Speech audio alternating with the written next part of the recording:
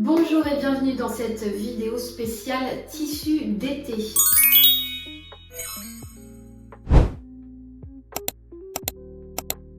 J'avais envie de reprendre un peu avec vous tous les textiles que moi j'aime coudre pour les beaux jours, même s'ils peinent un petit peu à arriver cette année. C'est aussi l'occasion pour moi de vous montrer un petit peu ce que j'ai cousu les années précédentes et de vous parler des projets futurs aussi en ce qui concerne mes futures tenues d'été. Pour moi, un des incontournables de l'été, c'est bien sûr le lin. J'ai très peu cousu de lin finalement. J'ai quand même eu l'occasion de coudre quelques pièces et je vais vous en parler. Donc la première pièce que j'ai cousue, c'est en lin mélangé. C'est une saharienne Bordeaux que j'adore absolument. C'est un des premiers gros projets que j'ai cousu lorsque j'ai repris la couture. Cette saharienne. Donc ça vient d'un tissu, des coupons de Saint-Pierre, c'est un lin mélangé Bordeaux, donc il n'est pas tout à fait 100% lin, ce qui est dommage parce que ça le rend un peu fragile. Par endroits le tissu s'est éraillé et voire même il a troué. Alors après c'est vrai que je l'ai beaucoup porté et là ça a troué dans le col et dans le revers du moins et je ne l'avais pas entoilé, donc c'est aussi ma faute, j'aurais dû le renforcer. Chose que je n'ai pas faite à ce moment-là. C'est vraiment une pièce que j'adore. C'est une pièce forte par sa couleur, mais en même temps, la saharienne, c'est un basique de la garde-robe.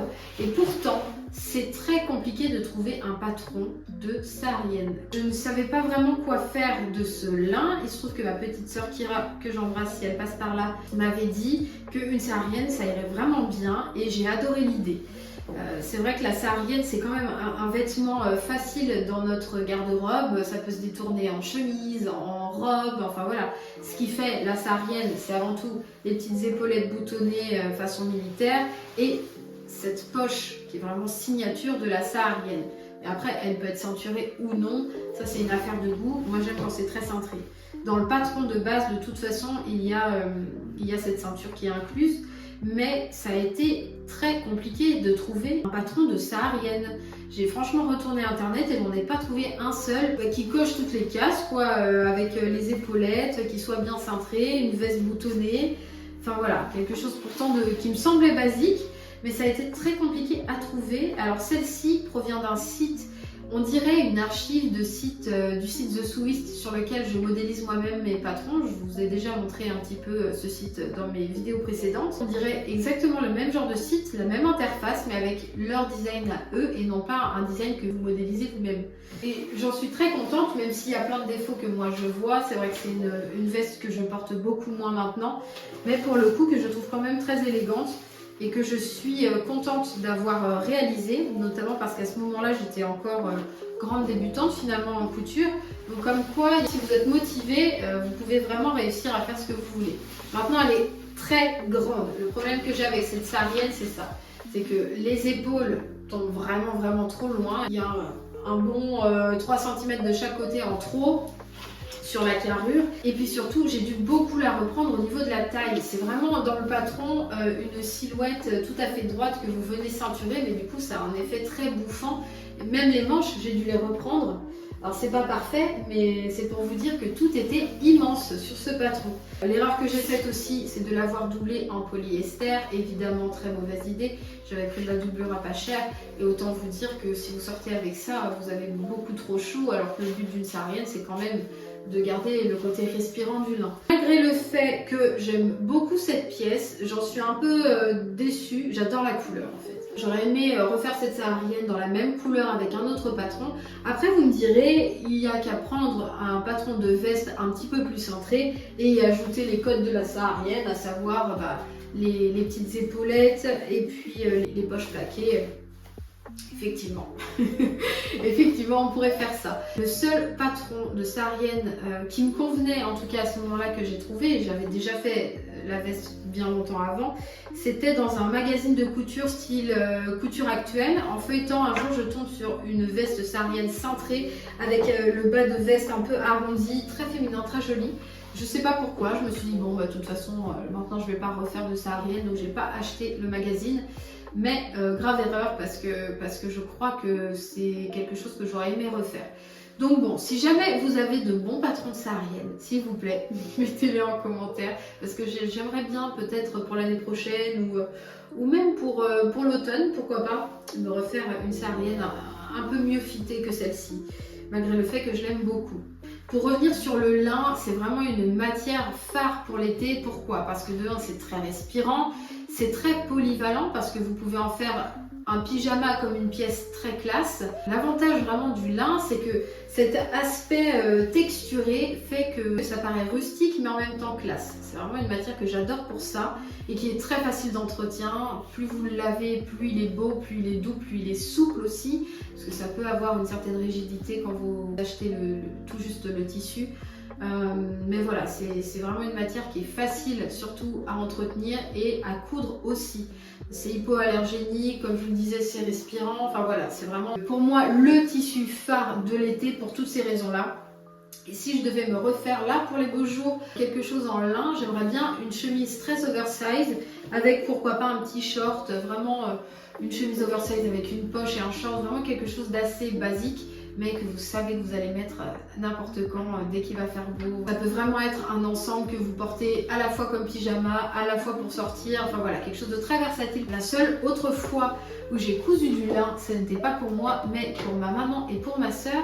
Et je vais vous montrer parce que j'ai ce petit cahier dans lequel je mets tous mes échantillons de tissus que j'ai cousus. Et il se trouve que l'été dernier, j'ai acheté aux enchères quelque chose comme 6 mètres de lin que je croyais bleu ciel. Celui-ci qui est, oui, on pourrait dire bleu ciel, mais pour moi il est quand même un peu vif pour un bleu ciel et c'est pas du tout le genre de bleu que j'aime bien. Vous me direz, il est quand même pas très différent de celui d'en dessous que pour le coup j'adore, mais quand même il a ce petit truc de très intense qui fait que moi je ne l'aurais pas porté. Et 6 mètres de tissu, vous le savez, c'est quand même beaucoup. Donc quand on l'aime pas, bon, on va peut-être pas se faire 20 tenues d'un bleu qu'on sait qu'on ne va pas porter. Mais pour le coup, je savais que c'est le genre de couleur qui aurait pu plaire à ma maman et à ma petite sœur. Pour ma maman, je lui ai fait une très grande jupe paysanne, taille haute, avec beaucoup de volume et tout un volant sur le bas. Je vous montrerai quelques photos, je dois en avoir en stock. Et pour ma petite sœur, elle souhaitait un kimono, mais je pense qu'elle voulait plutôt un kimono, vous savez que vous mettez au saut du lit, quelque chose plus comme une pièce de lingerie, mais en lin, ce qui était une bonne idée. Et moi, j'ai pris un peu la chose trop au pied de la lettre. Je lui ai fait un vrai kimono avec, vous savez, les manches en T. Alors, je suis pas certaine à la base que c'est ce qu'elle souhaitait. Pour le coup, moi, j'adore quand même cette pièce. Effectivement, on s'était peut-être pas très bien comprise sur le projet de base. C'est la seule autre fois où j'ai cousu du lin pour ma maman et ma soeur. Et d'ailleurs, la jupe de ma maman, je l'adore. C'est vrai que quand je la vois porter, elle est absolument splendide. Mais je suis pas sûre moi effectivement que je l'aurais porté. Un autre tissu qu'on retrouve beaucoup pendant les beaux jours, c'est la viscose. Alors la viscose, vous la trouvez de plein de façons différentes, qu'elle soit unie ou à motif. C'est vrai que c'est un tissu qu'on retrouve beaucoup parce que c'est très doux. On peut en faire plein de choses différentes, des jupes, des robes, des petits hauts. Mais moi la viscose c'est un tissu que j'aime pas beaucoup. Alors à la base ça provient de fibres naturelles comme le bambou par exemple, qui est ensuite traité chimiquement pour obtenir donc un fil qu'on va venir tisser en tissu par la suite. J'aime pas beaucoup la viscose, je trouve que sous la machine ça se comporte pas très bien, c'est trop fluide, trop mou, je sais pas. J'ai du mal à travailler la viscose. Les seules fois où je le travaille c'est donc comme ici en doublure. J'aime beaucoup les doublures contrastantes quand je travaille des pièces un peu tailleur. C'est le cas pour cette robe avec laquelle j'ai aussi fait dans le même tissu, même association tissu, tailleur plus doublure. J'ai donc une veste tailleur qui fait l'ensemble. Et ça pour le coup j'aime beaucoup avoir ce genre de doublure contrastante. Je trouve que c'est assez sympa. C'est un détail que seuls nous-mêmes connaissons, hein, parce que bon, les doublures des vêtements, les gens autour de nous les voient rarement, j'ai envie de vous dire, à part peut-être dans les vestes tailleur, des fois quand vous l'enlevez, quand vous la déboutonnez, on peut apercevoir peut-être un bout de la veste et dire oh tiens, un contraste rigolo. Moi c'est le genre de détail que j'aime bien dans les vêtements tailleur. Mais ce qui est certain pour la viscose, c'est vrai que c'est très doux, c'est très agréable et pour le coup, pour les doublures, je trouve que c'est la bonne matière, déjà parce que c'est peu onéreux et que honnêtement, les doublures polyester comme celle-ci, plus jamais. C'est vraiment tout ce que je déteste, il fait chaud, on transpire dedans, j'aime pas du tout. Alors qu'avec de la viscose, on n'a pas du tout ce problème-là parce que ça reste respirant et puis c'est très doux contre la peau. Donc je vous recommande la viscose effectivement. Peut-être que parmi vous, vous aimez la coudre et dites-moi peut-être que j'ai pas la bonne technique, peut-être que c'est pas le bon tissage non plus. Dites-moi en plus sur la viscose pour pas qu'on soit fâché comme ça. L'autre star selon moi de l'été, c'est quand même le coton. Alors je couds tout le temps du coton, je pourrais vous montrer dans le cahier du coton ici, du coton par là. C'est vraiment une matière qui est facile d'entretien, qui est facile à coudre, qui se tient bien malgré qu'elle plisse beaucoup. Ça c'est vrai que ça peut être un peu embêtant selon les pièces que vous voulez coudre. Par exemple cette robe qui fera l'objet d'une vidéo à part entière, cette robe je l'ai cousue pour un mariage auquel je suis invitée et c'est vrai que bon, je pense que même une fois bien repassée à la fin de la journée il y aura des plis de partout, mais c'est pas grave, ça fait partie du jeu. Le coton c'est vraiment très agréable, c'est respirant, c'est doux contre la peau, on le trouve de plein de façons, en popeline, je vais vous montrer plein de déclinaisons de coton par la suite. Pour moi c'est vraiment une autre matière phare de l'été, matière naturelle, respirante, c'est avant tout ce qu'on cherche l'été, des matières respirantes. Et en plus qui sont quand même faciles d'entretien et qui vont vous durer dans le temps. Je vous ai mis cette robe-ci en illustration, mais j'ai cousu énormément, que ce soit des tenues enfants ou des tenues adultes. En coton, effectivement toute pièce peut être cousue en coton quasiment. J'ai évidemment d'autres projets pour l'été, notamment une robe blanche, mais ça je vous en parlerai un petit peu plus tard dans une vidéo annexe. Je ferai la couture de cette robe ensemble, j'ai vraiment hâte de me la coudre, j'ai le tissu, il va falloir trouver le temps maintenant. Une autre déclinaison de coton qui est vraiment la star de l'été depuis plusieurs saisons je dirais, c'est la double gaze. La double gaze, qu'est-ce que c'est? Deux couches de simple gaze qui sont reliées l'une à l'autre par un petit fil. Donc c'est pour ça qu'on a cet aspect très aérien, très moelleux. C'est très confortable la double gaze. C'est vraiment... oui, c'est très moelleux, c'est très réconfortant je trouve comme matière. Ici je vous présente un petit ensemble que j'ai beaucoup cousu pour ma fille et pour d'autres petites filles de mon entourage. C'est l'ensemble The Royal Set de Dear Billy. J'adore absolument ce petit ensemble avec donc la petite blouse avec un super joli col, des petites manches un peu ballon comme ça, petites manches bouffantes et le pantalon à froufrou. C'est absolument adorable et dans cette double gaze de coton, autant vous dire que c'est d'un confort absolu là pour les petits.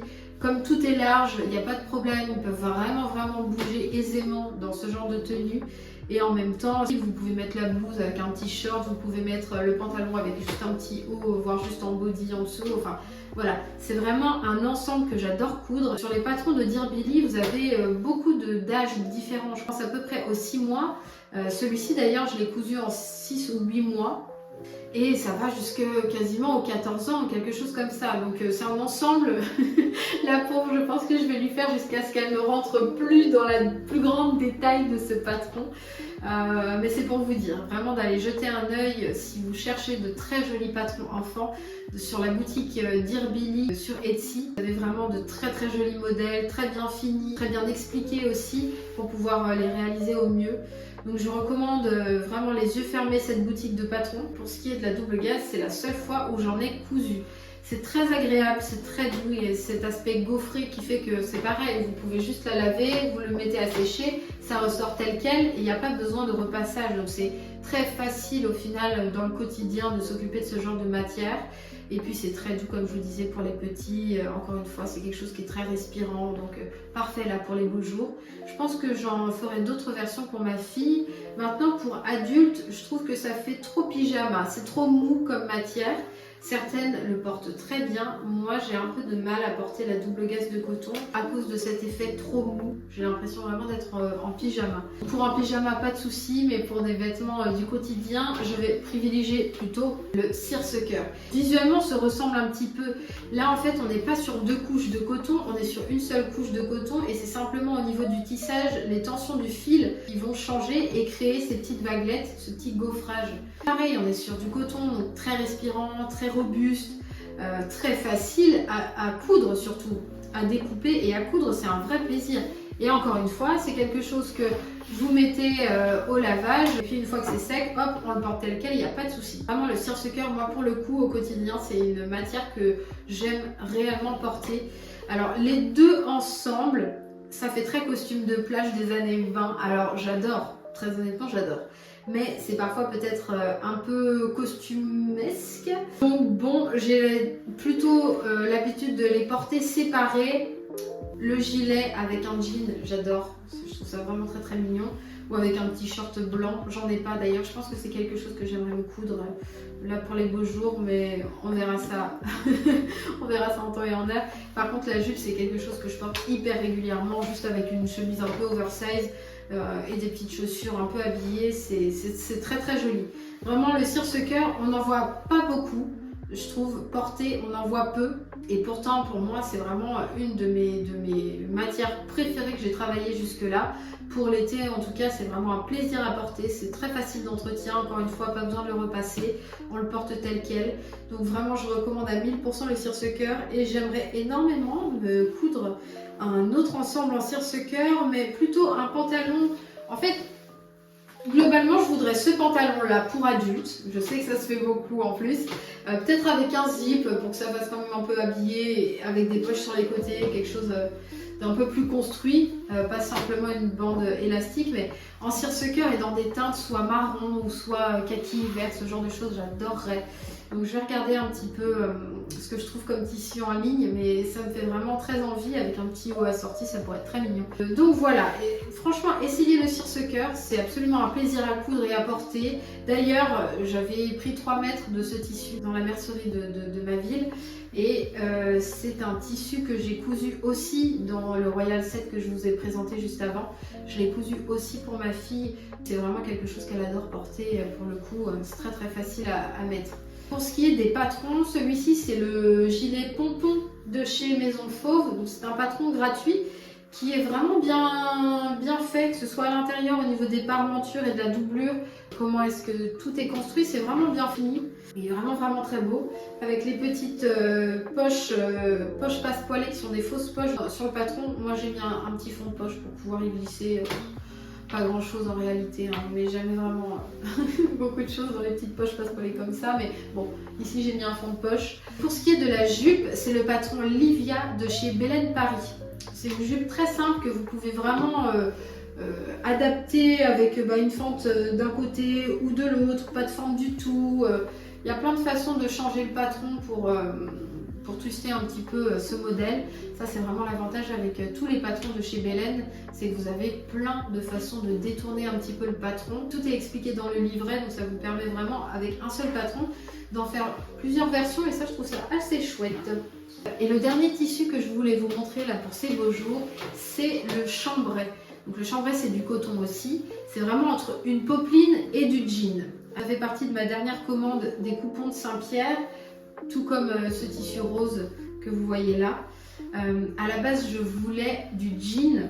Malheureusement quand j'ai fait ma commande, je crois que tous les jeans étaient plus ou moins épuisés, et je me suis rabattue sur du chambray parce que je voulais faire cet ensemble là pour les beaux jours.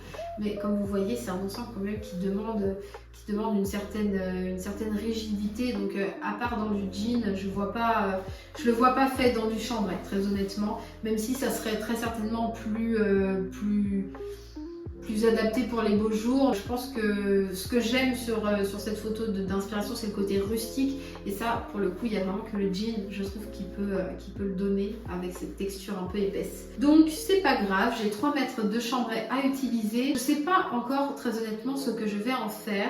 Je me disais soit de refaire exactement cette robe, je vous en parlerai plus longuement de cette robe, il y a une petite vidéo qui est en cours à son propos, mais c'est une jolie robe que j'aime beaucoup. Là je l'ai faite pour un mariage, mais ça pourrait totalement se refaire dans ce chambray avec des surpiqûres un peu partout, pour un esprit un peu plus casual, pourquoi pas. Autrement, je me disais, une petite chemise avec une lavalière, une petite jupe. Je porte quand même beaucoup de jupes, et là j'ai 3 mètres, donc je me dis qu'il y aurait peut-être quelque chose à faire. Enfin voilà, j'ai pas encore vraiment l'idée précise de ce que j'aimerais faire. Dites-moi un petit peu en commentaire ce que vous avez déjà cousu en chambray. Est-ce qu'il y a des choses que vous me conseillez? Qu'est-ce que vous verriez bien dans ce tissu? N'hésitez pas à m'écrire en commentaire, je vous lirai, et je vais noter comme ça un petit peu vos inspirations et voir si on se décide sur quelque chose. Ça permettrait de faire un projet un peu commun comme ça. Donc voici pour cette vidéo sur les tissus d'été. Je crois avoir fait un petit peu le tour. Évidemment, il y a plein d'autres matières qui peuvent correspondre pour l'été. Je pense à la soie, je pense à certains textiles aussi en polyester. C'est pas des choses que moi j'ai l'habitude de coudre, je privilégie toujours les matières naturelles. Je trouve que c'est plus résistant dans le temps, ça a un meilleur tombé. Ce qui est de la soie, effectivement, c'est un tissu que j'ai cousu une seule fois en doublure d'une robe de chambre en velours. Donc autant vous dire qu'on n'est pas du tout sur une pièce d'été. Voilà pourquoi je ne voulais pas présenter dans cette vidéo-ci. Malgré tout, c'est vrai que la soie pour l'été c'est parfait. Vous avez quelque chose de très doux, très fluide contre le corps, comme si vous ne le sentiez pas. Et puis quand il fait très chaud, c'est vraiment une matière qui peut être très agréable. Donc évidemment, je vous recommande la soie également. Voilà donc pour cette vidéo sur les tissus d'été. J'espère que ça vous aura plu. C'était l'occasion pour moi de vous montrer un petit peu des pièces cousues par le passé, aussi de futurs projets, et également de vous montrer mon très joli carnet archive tissu que je vous invite à reproduire chez vous. C'est toujours agréable de se replonger dans ce carnet là, de voir un petit peu tous les tissus que vous avez cousus les années précédentes, et aussi ça permet de faire quelques annotations sur tel ou tel tissu, comment il s'est comporté en machine ou au fer à repasser, est-ce qu'il a bien tenu dans le temps après plusieurs lavages, etc. etc. Où est-ce que vous l'avez acheté et pour combien. Moi j'aime bien noter tout ça dans mon carnet et me faire aussi des petites notes sur les différentes armures de tissu, donc comment est-ce que c'est tissé, etc. Des petits carnets comme ça qui valent le coup d'être remplis, ça permet d'avoir un petit peu un visuel de tout ce qui a été fait les années précédentes. Bon, autant vous dire que là, ces derniers temps, je ne l'ai pas mis à jour. Il y a plein de chutes là, de tissus qu'il va falloir que j'inclue dans ce carnet. C'est l'occasion de vous montrer un petit peu ce petit objet auquel je tiens. En tout cas, merci de m'avoir regardé. Je vous dis à très bientôt pour une prochaine vidéo.